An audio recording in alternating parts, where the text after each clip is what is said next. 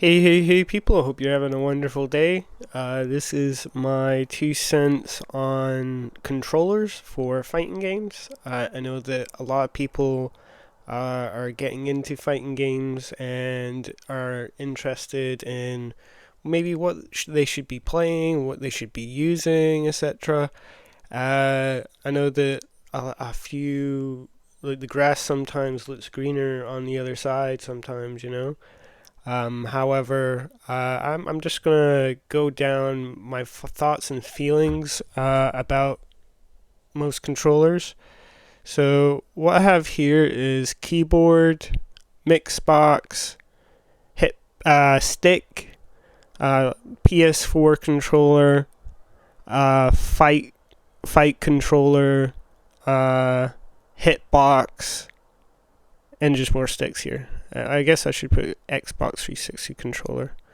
And I'm only going to do these ones because there's some ridiculous options down here. Yeah,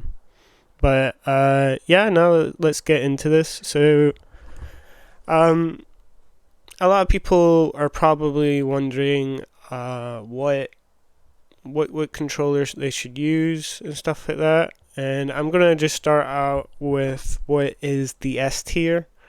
I would say PS4 controller, PS5 controller is the S tier for getting into fighting games. I know that a lot of people are probably thinking like, oh, well, I just paid $200 for a Fightstick or a hitbox or whatever. But everything that you can do on a hitbox, you can do on pad, and I mean this like. A lot of people don't know this. Like the whole thing about hitbox is SOCD cleaning methods. So you can like put two cardinal directions in at the same time because it's all buttons. But controller can do that too. All right. So I'm just gonna show you guys something. So if you go into Steam, we got like Fatal Fury, City of the Wolves. I got quite a lot of achievements, but if you go into controller settings, right, view layout, you can switch the left stick and the right stick, right? So now you have the D-pad with your left hand to input one direction, and then you have the right hand to do inputs with your buttons and like punch buttons, kick buttons, wherever. And you could do SOCD jump methods. You can do charge characters this way, or you could do whatever. This basically just opens up the playfield. You can also things that you can also do is like if you're playing another fighting game like Tekken or something like that. Something I do is I change out one of my trigger buttons to a forward and a backward input, so I can do instant wave dashes with my left hand. There's a lot of shit that you can do with this. But so like the main selling point of Hitbox, completely out of the room. I also think the controller, PS4 controller, is more ergonomic.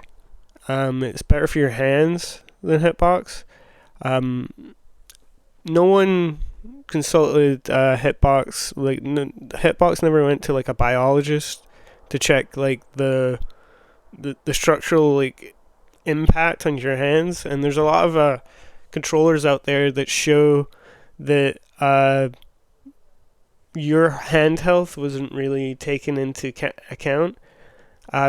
Controller has like its or pad has its own issues with like hand ergonomics, but it is definitely the more viable option, I would say, in terms of hand health, because as it says, it's such a small, light, simple thing. My only problem with it is easy to break, and a lot of it's easy to break, but like so many things are better on it because the stick lets you do like instant 720s and stuff like that.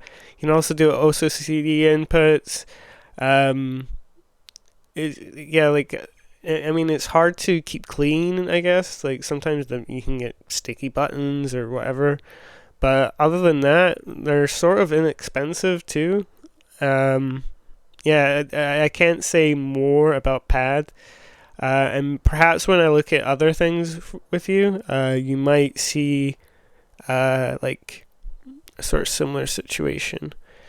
Now, Xbox controller, I'm probably going to put about C or maybe a B. It can do everything that a PS4 controller can, but the thing is, it's just a fucking terrible controller. It feels horrible in your hands. The sticks suck. Yeah, it is more durable.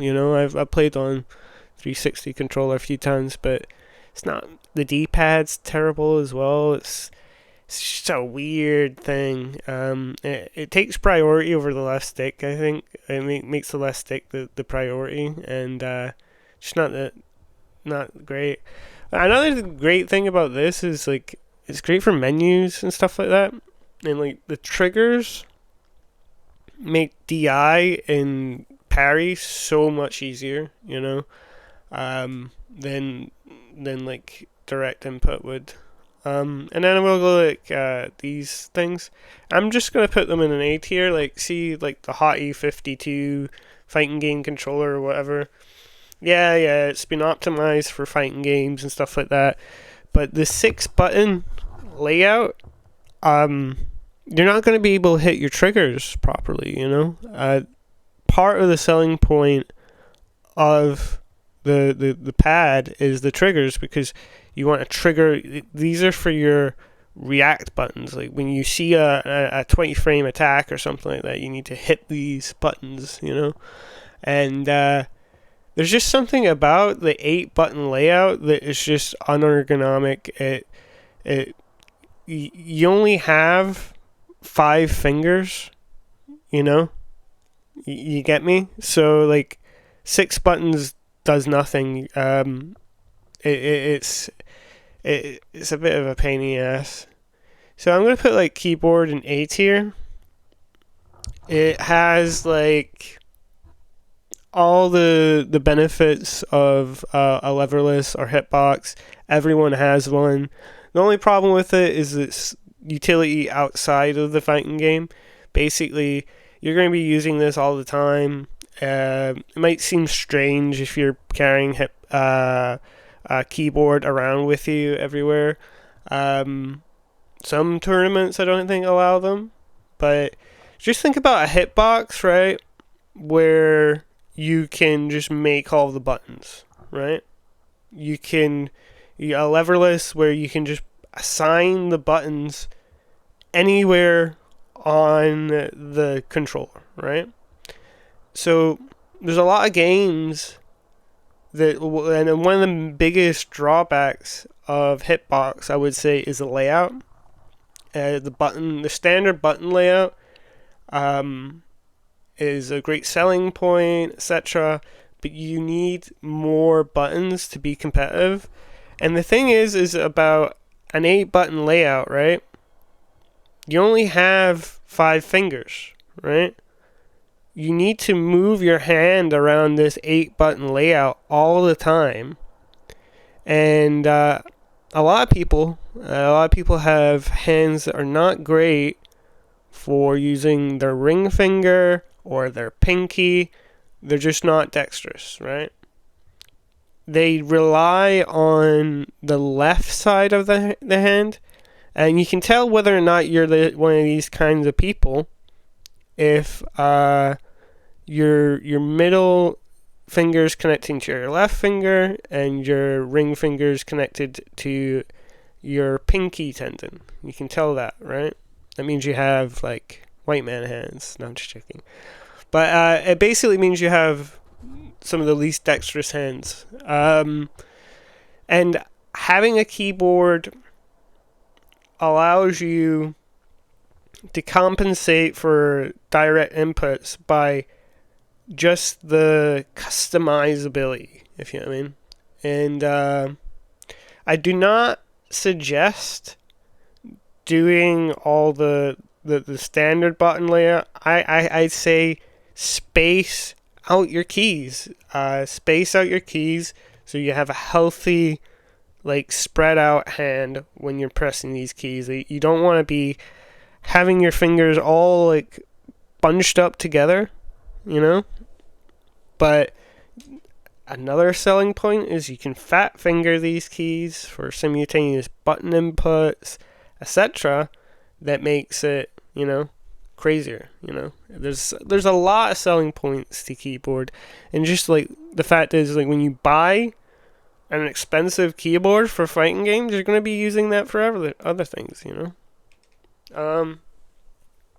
So Mixbox, just going to put it there. As I said about the 8-button layout, not great. Just has a WASD. I think it's for people who coming from keyboard, but honestly, why would you downgrade yourself and buy this heavy, large thing that does the same as your keyboard? I mean, maybe you don't want to damage your keyboards. One thing about keyboards is they're quite fragile, especially if you're wanting one with quick button inputs. I guess like a big thing about keyboards as well is that no one makes keyboards for fighting games, So if you beat the shit out of it, it's gonna fall apart. But yeah, no, it's all right, I guess, but you would need to customize the layout for the buttons to put them, sort of shift around the buttons, maybe add more, just to make it viable, in my opinion. Stick, right? I'm gonna put it in B tier, right?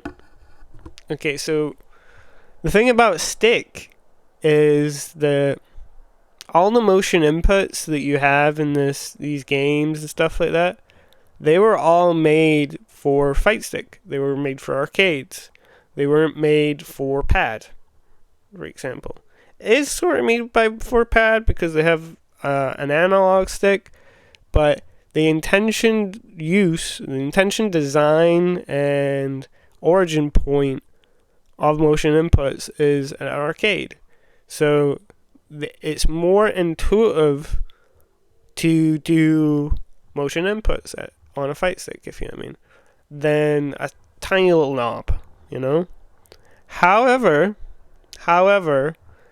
these things are massive, constantly going faulty, weigh like 5 kilograms, hard to maintain, comes with the whole 8-button layout thing. I'm also gonna say this: these things aren't banned from SOCD inputs or anything like that.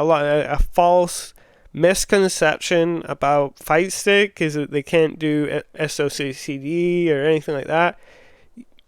You can add buttons on the left or the right side. You could have a stick and a D-pad, for example.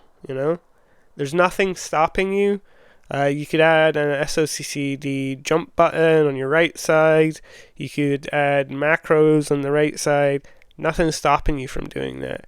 And I think a part of it is the classic layout that holds stick back. And it's hard to learn. It's unintuitive. I feel that I don't know how good the hands of people who use stick. I think part of the selling point of Leverless was stick was causing a lot of people's wrist injuries and stuff like that.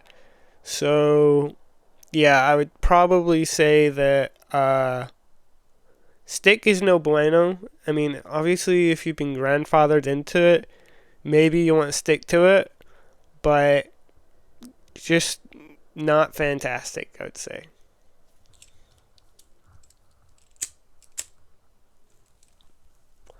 Sorry, I'm just having a cigarette. But now let's look at Leverless. I'm gonna put it like A tier, and that's the potential leverless, if you know what I mean. It's not your standard leverless. It's not your whatever, you know. Leverlesses are a lot lighter, have customizable options, have all these input methods and cheat methods, shortcuts and stuff like that people say you could never do it on a pad, etc. You know, which I've proven to you in this video, which is all bogus because you can invert the sticks, allowing you to do SOCD on any pad as long as you have a stick, two sticks on it. You know, but the thing is, you could add more buttons to this to make it ergonomic. I think the standard layout is just the biggest problem with this. The 8-button layout's not great. If you look at all the pros who use Leverless, they have like 18 buttons all on the left side of the right hand, so they don't have to move their hand around constantly doing inputs. Is it better for inputs? You tell me. I mean, like, I feel that a lot of it just doesn't hold up, and I've been playing Leverless for like a year or two now, and I just feel that like it's all overhyped. And when I look at the controllers that I've bought, you know, and when I think about what's next, I'm thinking about buying a better Leverless with more buttons constantly, you know, and it's just because that. Yeah, it lets you do hard things easily. I'm not going to say it doesn't, but it also makes difficult things very hard, and it's hard to explain that. It makes simple things really hard, but difficult things really easy. Sorry, I'm just sort of mumbling. And especially in stuff like Tekken or... like, you can't even use this to play Smash. You need to like a specialized leverless controller for Smash. If we're going by like controllers as well for like input methods, Smash controllers would be like up here, and then leverless would also be up here for Smash. But I guess I'm just gonna leave this here for Smash. But the thing is like, it's everything that you can do on Hitbox, you can do on pad. It doesn't cost $200. You don't have to maintain the buttons. You don't have to carry it around. You don't have to worry about hitting a hotkey on your controller and then switching the input modes during a set so that you're in some fucked up condition, unable to play.